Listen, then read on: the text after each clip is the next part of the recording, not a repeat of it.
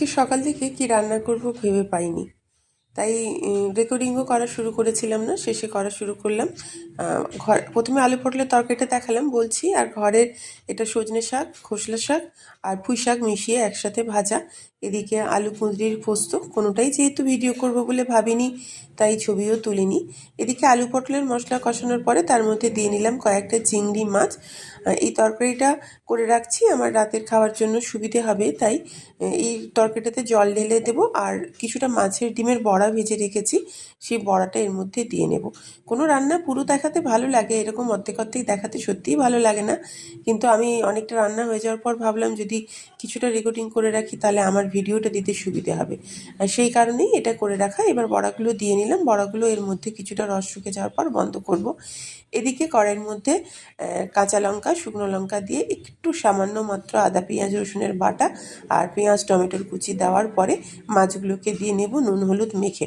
মাছগুলোকে কিন্তু খুব একটা বেশি ভাজবও না, কোনো রান্না করার কষ্টও রাখবো না, শুধুমাত্র জল দেব আর দেব সর্ষে একটু বাটা, ব্যাস, আর কিচ্ছু করব না। যেহেতু তাড়াহুড়োর রান্না, মাছ ভাজতে গেলেও অনেক সময় লাগে, তাই যত কম ভাজা হবে তত আমার জন্য কম সময়। আর আমার কিন্তু এই কাঁচা মাছ খেতে ভালো লাগে। বলেছিলাম না একটু সর্ষে বাটা দেব, এই সর্ষে বাটা দিয়ে দিলাম।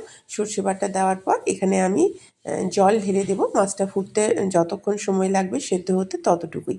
তারপরে আমি চলে যাব আবার এই বড়ার ঝোলটা হলো কি না দেখার জন্য।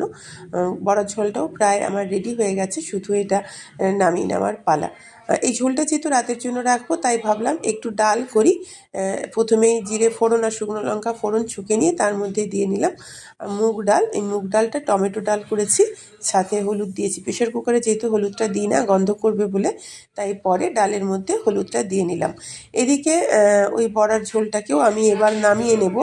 এদিকে মাছটাও আবার রেডি হয়ে গেল, আর ডালটাও হয়ে গেছে। তাই যে যে রান্নাগুলো হলো দেখিয়ে দিলাম। ডাল হয়েছে, আলু কুঁদরির তরকারি একটা হয়েছে, আর মাছটা কিন্তু যেহেতু কাঁচা মাছ করেছি, কাঁচা মাছ খেতে আমি ভীষণ ভালোবাসি, মাছটাও হয়ে গেছে, মাছটার রসটাও শুকনো হয়ে গেছে।